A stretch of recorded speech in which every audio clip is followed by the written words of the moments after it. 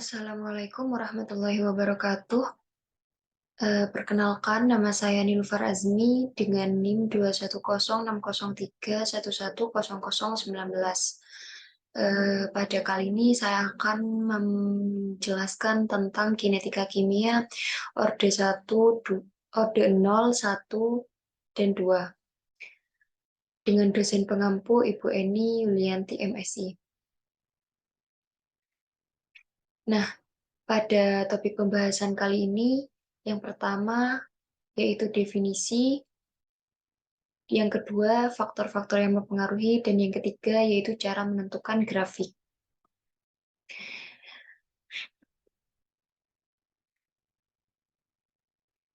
Untuk definisinya sendiri yaitu laju reaksi didefinisikan sebagai laju pengurangan reaktan tiap satuan waktu, atau jika ditinjau dari produknya, maka laju reaksi adalah laju pembentukan produk tiap satuan waktu. Seperti yang dijelaskan di awal, jika laju reaksi memiliki bentuk laju yang cukup cepat dan bahkan ada juga laju reaksi yang mampu berjalan dengan sangat lambat. Namun, pada reaksi kimia, biasanya keberadaan dari laju reaksi akan berjalan dengan begitu cepat. Pada proses pengkaratan, laju reaksi akan berjalan lebih lambat.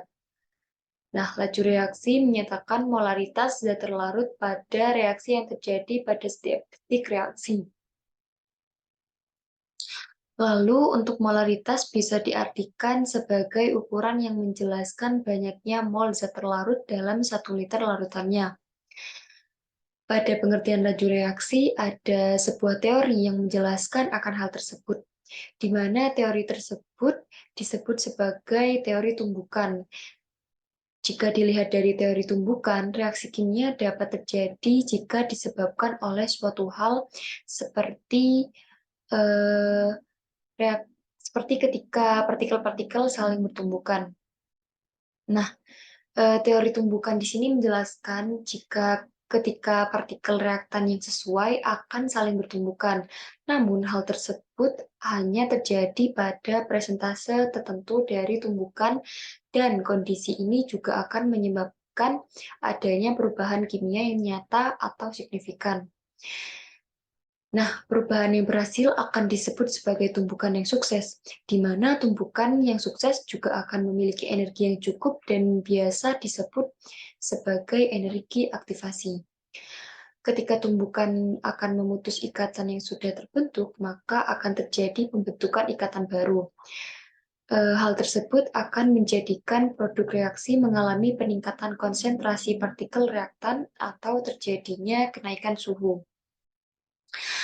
Kemudian adanya kondisi tersebut akan mampu menyebabkan terjadinya lebih banyak benturan hingga terjadinya banyak tumpukan yang berhasil dan meningkatkan adanya laju reaksi. Kemudian untuk orde reaksi di sini ada orde reaksi 0, 1, dan 2. Untuk orde reaksi 0, yaitu laju reaksi tidak bergantung pada konsentrasi reaktan. Ini berarti perubahan konsentrasi reaktan tidak mempengaruhi kecepatan reaksi. Laju reaksi tetap konstan. Nah, dikatakan reaksi orde 0 adalah ketika tidak terjadi perubahan pada laju reaksi berapapun perubahan konsentrasi bereaksi. Pada orde reaksi 0 ini nantinya laju reaksi tidak akan mendapatkan pengaruh oleh konsentrasi zat atau konstan. Kemudian laju reaksi akan sama dengan tetapan laju reaksi atau K. Kemudian untuk orde reaksi 1, yaitu laju reaksi berbanding lurus dengan konsentrasi salah satu reaktan. Berarti jika konsentrasi reaksi meningkat 2 kali lipat, maka laju reaksi juga akan meningkat 2 kali lipat. Nah, dikatakan sebagai reaksi orde 1, yaitu ketika adanya perubahan konsentrasi pada reaksi 2 kali yang dapat menjadikan kondisi laju reaksi lebih cepat 2 kali. Pada orde reaksi 1 ini nantinya pertambahan laju reaksi akan sama dengan perubahan konsentrasi zat. Ketika konsentrasi reaktan reaksi orde 1 akan dikalikan dengan faktor N, maka nilai laju reaksi akan menjadi N1 lebih besar. Nah, untuk reaksi orde 2, yaitu laju reaksi berbanding kuadrat dengan konsentrasi salah satu reaktan. Yang artinya, jika konsentrasi reaktan meningkat 2 kali lipat, maka laju reaksi akan meningkat 4 kali lipat. Nah, dikatakan reaksi orde 2, yaitu ketika laju perubahan pada konsentrasi reaksi 2 kali yang pada akhirnya akan menyebabkan terjadinya laju reaksi lebih cepat 4 kali dan seterusnya. Di mana ketika konsentrasi reaksi orde 1 dikalikan dengan faktor N, maka nilai yang dimiliki oleh laju reaksi adalah N2 yang lebih besar. Kemudian selanjutnya yaitu faktor-faktor yang mempengaruhi laju reaksi. Yang pertama yaitu ada konsentrasi.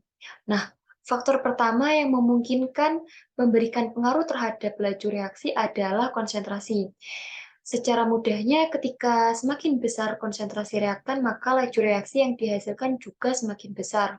Hal tersebut bisa terjadi ketika adanya konsentrasi yang besar. Selain itu, kondisi ini juga bisa menjadi tanda jika molekul-molekul dalam suatu zat juga semakin banyak. Nah, banyaknya molekul inilah yang menjadikan adanya peluang tumbukan.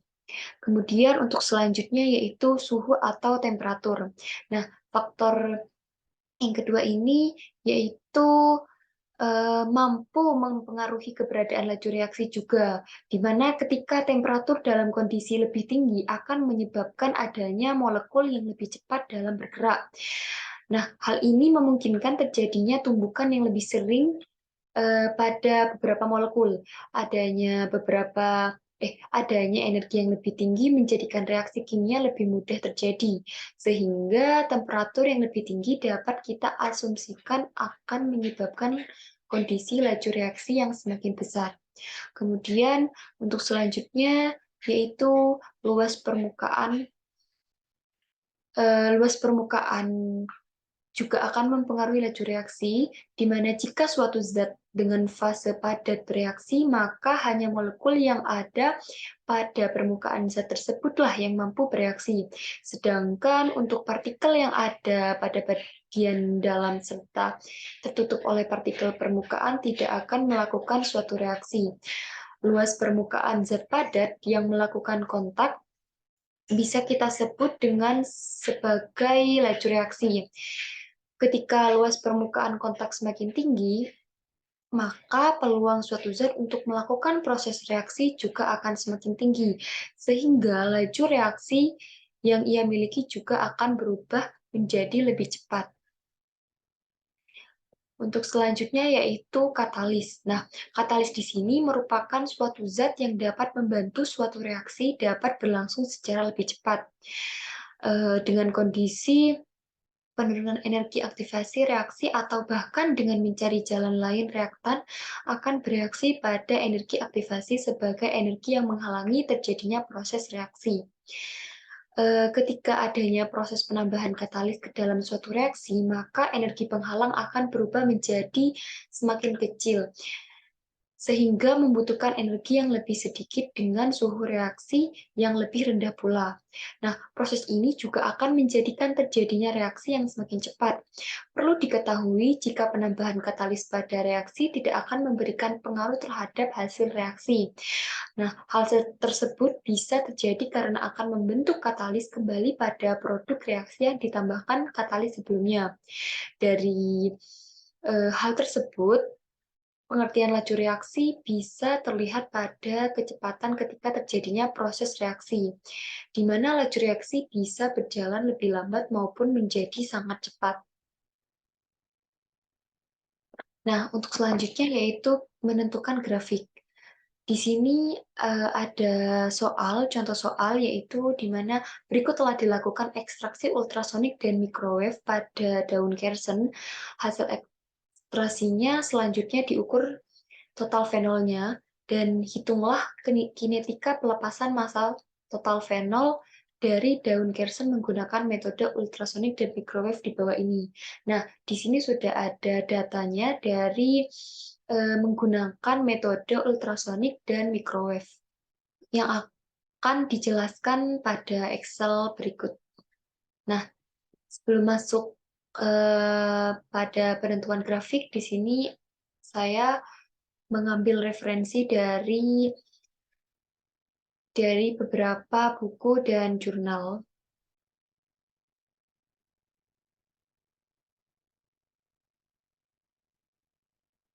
Nah, di sini kita akan menentukan grafik dari orde reaksi 0, kemudian orde reaksi 1,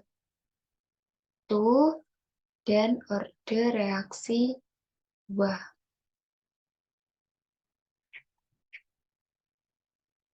Nah, di sini caranya untuk mengetahui grafik dari orde reaksi 0, yaitu kita klik sini, kita blok, kemudian kita klik insert, kemudian kita klik scatter, kemudian kita klik. Nah, sudah terbentuk. Kita rapikan terlebih dahulu.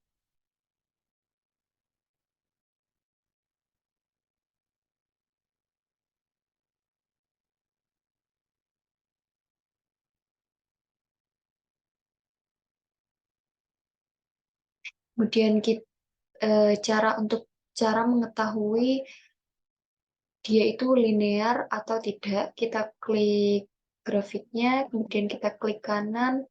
Oh, maaf, salah. Kita klik grafik, klik kanan, kemudian kita klik add trend line. Nah, di sini kita fokus pada bagian di bawah ini, yaitu kita klik set, display, kemudian display add.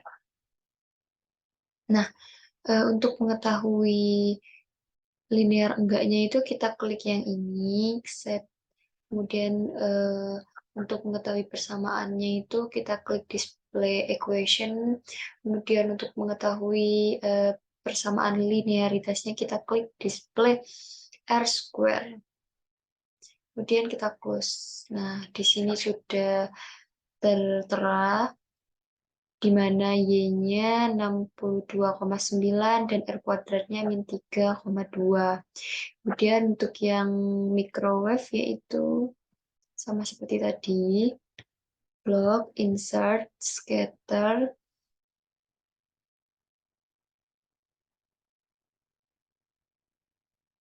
klik kanan, sama kita juga klik set, display, dan display R.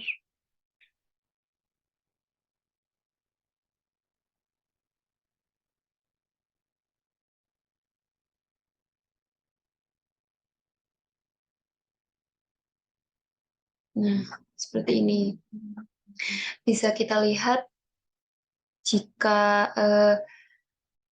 R kuadratnya itu jauh dari 1, maka eh, tidak dikatakan linear.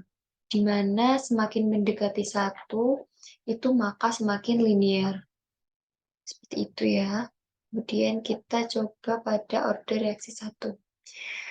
Yaitu sebenarnya sama seperti tadi, cuma rumusnya yang berbeda, yaitu rumusnya kita menggunakan rumus len, di mana kita klik sama dengan, kemudian kita klik len, kemudian kita buka kurung, dan klik yang angka sini, kemudian kita enter. Nah, untuk mengetahui nilai di sini, kita bisa tarik ya,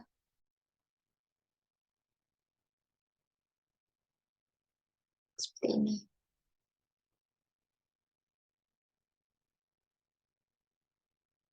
Nah, itu kan sudah berubah. Oke. Selanjutnya kita di sini juga sama.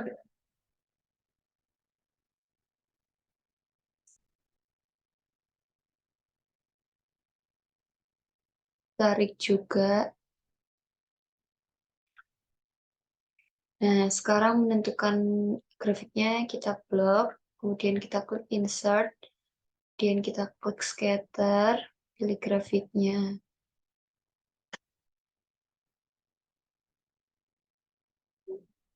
Jangan lupa kita klik semuanya untuk mengetahui linear atau tidak.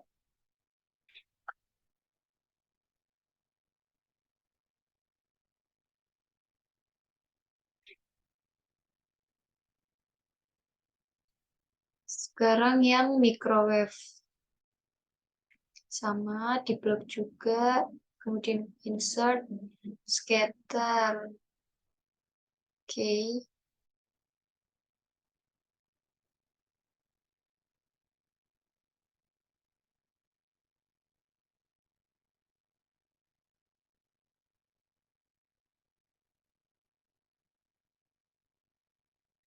Nah, di sini sudah diketahui. Nah, pada order reaksi 1 diketahui bahwa Y-nya itu min 1,47 untuk yang ultrasonik, dan untuk yang microwave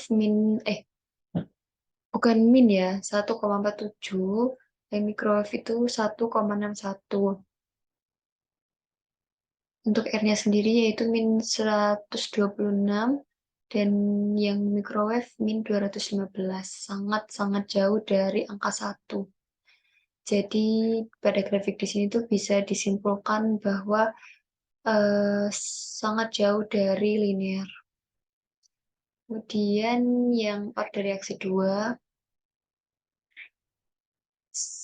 yaitu menggunakan rumus seperti di atas. Caranya sama dengan 1 dibagi yang ini, kemudian enter. Nah, sekarang kita jangan lupa untuk mengetahui kita blok insert sama seperti tadi, tidak ada yang berubah. Kita rapikan terlebih dahulu ya, supaya nanti enak melihatnya. Jangan lupa untuk mengetahui linearitasnya, kita klik kanan, kemudian kita set display equation, display R square value on chart.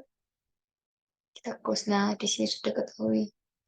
Oh ya, di sini lupa ya tadi. Jadi kita dibagi dulu. Tarik. Kemudian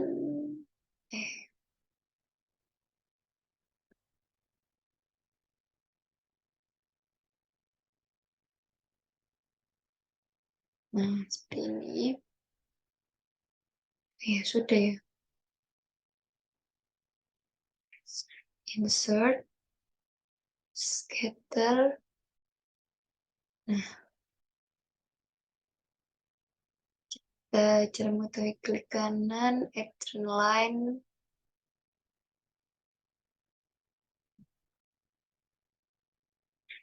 Nah, di sini sudah bisa kita lihat ya, teman-teman.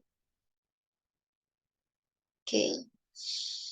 Nah, di sini bisa kita simpulkan bahwa Y-nya itu sama dengan 0,001, kemudian R kuadratnya sama dengan min 6,32, kemudian untuk Y-nya yang microwave itu 0,0008, dan R kuadratnya min 1,249.